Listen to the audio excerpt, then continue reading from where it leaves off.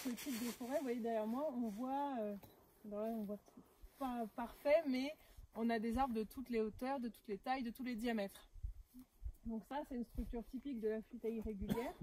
Donc dans ce genre de forêt-là, on va venir récolter tous les 7 à 10 ans, selon la productivité de la forêt, quelques tiges, et on récolte en général, une fois qu'on est à l'équilibre, qu'on a bien cet équilibre entre l'éclasage, on vient récolter la production en fait de la forêt.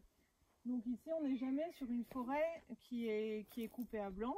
Il n'y a pas de plantation, on est sur une régénération naturelle. Ici, on est sur du sapin, et le sapin qui est le résineux typique local du livradois forez.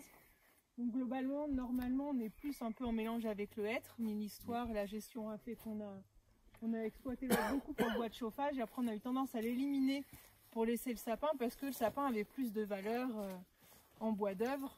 Il se vendait très bien à une époque, donc on l'a un peu plus favorisé. Et dans des forêts comme ça, on peut laisser des gros bois qui ont un intérêt pour la biodiversité et qui vont pouvoir être sciés dans des scieries comme on a vu ce matin, et qui ne vont pas passer par des cicantaires, parce que quand le diamètre est trop gros, dans ces bancs de sciage, à partir de 50, 60, ça passe plus. Donc on a tendance à faire des petits calibres. Donc la difficulté peut-être ici, quand même pour vous montrer que c'est pas non plus tout rose et que ce serait facile, c'est qu'en fait sur des forêts comme ça, parfois il y a eu un petit manque de sylviculture de la part des propriétaires, ce qui fait qu'on n'a pas toujours des qualités. Donc forcément, c'est ce que disait le scieur ce matin, c'est que oui, le problème des gros bois souvent, c'est que le cœur il est pas beau et on ne peut pas le valoriser. Et en fait, ça c'est parce qu'on associe gros bois à mauvaise qualité, mais ça c'est plus un problème, je dirais, de sylviculture. Du gros bois de qualité, on sait le faire. C'est juste qu'effectivement la ressource aujourd'hui, elle est ce qu'elle est sur le territoire, et les gros bois sont pas forcément de qualité. Voilà. Et aussi, c'est lié à l'histoire des forêts qui sont, on l'a dit tout à l'heure, hein, c'est très morcelé, c'est très privé, donc ça passe d'un propriétaire à l'autre, il n'y a pas forcément une continuité de gestion dans ces forêts. Il n'y a pas de planche de gestion avec plusieurs propriétaires. Si, il y a des regroupements de propriétaires, alors c'est timide aujourd'hui. Côté Loire, ça a été très bien impulsé, il y a des ASLGF, donc des associations syndicales libres de gestion forestière, des propriétaires qui se regroupent, et en fait ils restent chacun, contrairement au groupement forestier, propriétaires de leur parcelle, mais ils se mettent en commun pour la gestion, l'exploitation. Et même ça, on a un peu du mal parce que les propriétaires sont quand même attachés à la propriété privée, et c'est pas toujours facile de travailler ensemble, de se mettre sur une gestion commune. C'est un peu, tout à l'heure on le disait un peu pour les scieries, c'est vrai aussi sur l'amont. Donc tout ça mis bout à bout, ça nous emmène aussi les difficultés qu'on connaît sur les circuits courts du massif. Pour faire simple, en gros on a un tiers de sapinières de cette taille-là, donc on a 190 000 hectares sur le parc, sur le territoire parc. C'est à peu près 55% de la surface, donc on a un territoire très boisé, puisque les moyennes nationales, régionales, on est plutôt autour de 30%. Donc on est très boisé, avec à peu près un tiers de sapinières, comme ça, en général plus ou moins irrégulière, parce que la gestion ou l'absence de gestion a emmené vers de la régularisation. Un autre tiers où on va avoir plutôt des feuillus quand on commence à descendre un petit peu plus bas en altitude, donc là on a majoritairement du chêne, mais on retrouve un petit peu de tout, et c'est pas non plus de la forêt qui a été gérée pour faire de la qualité. Et, le scieur le disait ce matin, lui il est dans le résineux, il disait on n'est pas un pays de feuillus. Là je dirais que c'est un peu la même question que le sapin, on n'est pas un pays de feuillus parce qu'on n'a pas eu la culture de conduire le feuillu vers de la qualité. On pourrait très bien, dans les Vosges par exemple, ils font des très beaux sillages dans du hêtre. Il y a une association Terre de Hêtre, il y a beaucoup de choses qui se font. Ici, on ne l'a pas, donc aujourd'hui, c'est vrai que le feuillu de qualité est relativement rare. Il y a quand même une scierie en tout cas qui fait du feuillu. Et puis le dernier tiers, c'est surtout des plantations qui sont issues du Fonds forestier national, donc en fait qui ont été plantées à l'après-guerre. Donc voilà, à peu près un tiers des forêts du territoire sont des plantations majoritairement épicées à Douglas, qui arrivent plus ou moins à maturité économique depuis déjà une dizaine d'années. Donc avec des problématiques voilà, pour les habitants, pour les gens de passage, de coupes rases qui ne sont pas forcément comprises. Donc ça emmène aussi pas mal on va dire, de mouvements sociaux sur le territoire. Et c'est une question... Vous en avez? Oui. Ah oui. C'est pas que dans le Limousin ou... Alors on n'en est pas au point du Morvan ou du Limousin, hein, on n'en est pas là. Mais ça commence aussi. Voilà, ça commence au niveau du parc, il y a beaucoup d'appels, des élus, d'habitants ou aussi de gens de passage qui ne comprennent pas. On a même eu la gendarmerie qui est venue se renseigner sur quelles étaient les obligations de reboisement après coupe. Parce que je pense que si nous au parc on a beaucoup d'appels, j'imagine qu'en gendarmerie, en mairie, ça doit être quelque chose. Donc il y a quand même beaucoup de questions qui se posent, ça modifie assez vite les paysages. Voilà, donc il y a un besoin d'explication. Il y a aussi une volonté de pas mal d'architectes. On travaille notamment aussi en lien avec Fibois sur la valorisation des bois de sapin. Parce qu'il y a aussi cette problématique-là, que c'est une essence de moins en moins demandée. Que c'est notre essence naturellement présente et qu'on a la ressource. On a à peu près un quart des sapinières du Massif central sur le Livradois-Forez.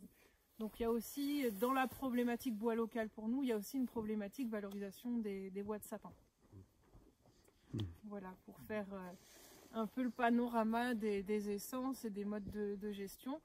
Donc on a de plus en plus aussi d'architectes, d'élus qui s'intéressent au bois local, non seulement pour la question circuit court, emplois locaux, maintien des petites scieries, mais aussi par maintien d'un patrimoine paysager, maintien d'un patrimoine naturel, puisque on a sur le Livradois-Forez des populations de petites chouettes de montagne qui sont plutôt bien présentes et qui sont préservées aussi par ce type de gestion.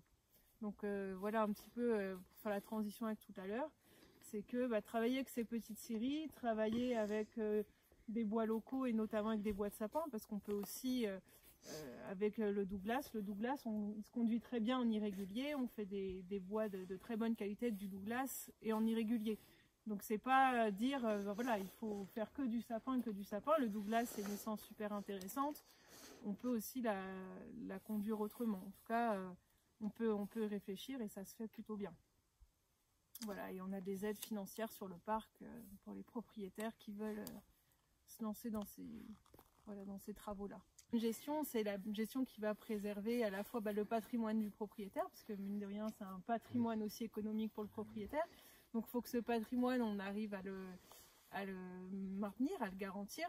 Donc pour que, par exemple, si on prend la vie d'un homme par rapport au cycle d'une forêt, forcément au moment où, si moi je fais ma coupe rase, je replante, mais du coup demain mes enfants ils auront que les entretiens jusqu'aux premières éclaircies, et encore c'est pas les plus rentables.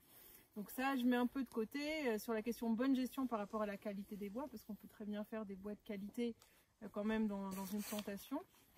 La qualité, c'est quoi? Ça va être de se poser la question pour chaque arbre. Dans ce type de forêt, en fait, on vient pas récolter une ligne comme en plantation systématiquement sans se poser la question de la qualité de ce qu'on enlève.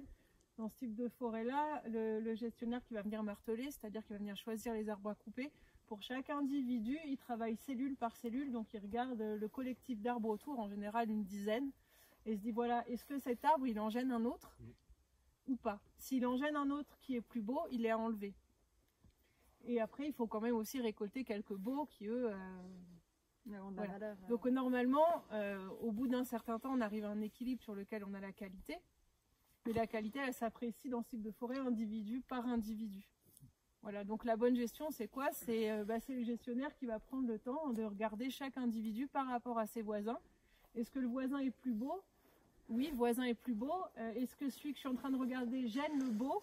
Non, s'il gêne pas par défaut, je le laisse. S'il gêne, je l'enlève. Et puis après, on va enlever forcément tous ceux qui ont des défauts, ceux qui ont des fourches, qui ont une tête cassée, etc. On va en garder quelques-uns pour la biodiversité, parce que c'est important. Mais globalement, la qualité, c'est ça. Et sur la deuxième question du bûcheronnage, c'est le deuxième point noir de la filière. C'est comme les ouvriers de scierie. On manque d'ouvriers de scierie, on manque de bûcherons manuels, on en a de moins en moins. C'est un métier qui est fatigant, on est dehors par tous les temps avec une tronçonneuse qui pèse. Voilà, et donc ça c'est pareil, c'est des métiers aujourd'hui, un jeune qui a envie de se lancer, il est sûr de trouver du boulot parce que des bons bûcherons, on en cherche. Alors, il faut savoir que les scieurs, il y a donc dans les années 80, la plupart des scieries, encore aujourd'hui, hein, encore beaucoup de scieries sont aussi exploitants forestiers. Mais dans les années 80, ils avaient leurs bûcherons. D'accord? C'est-à-dire qu'ils payaient, voilà, donc les bûcherons, ils faisaient le boulot tranquillement, machin, enfin, ils faisaient ce qu'il y a fait pour la scierie. Mais la profession des scieurs, ils ont poussé à ce que les bûcherons créent leur entreprise, et voilà, et on a mis sous pression tout un milieu. Alors, à l'époque, c'était le manuel, mais après, c'est devenu le mécanique. C'est-à-dire qu'on parle du bûcheron manuel, mais le mécanique, c'est pareil. Voilà, le conducteur d'abatteuse, c'est pareil. Sauf s'il a employé.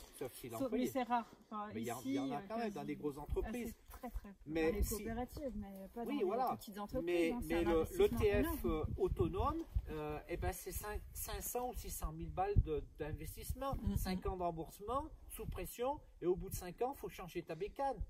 Et puis ils sont payés au cube, donc forcément,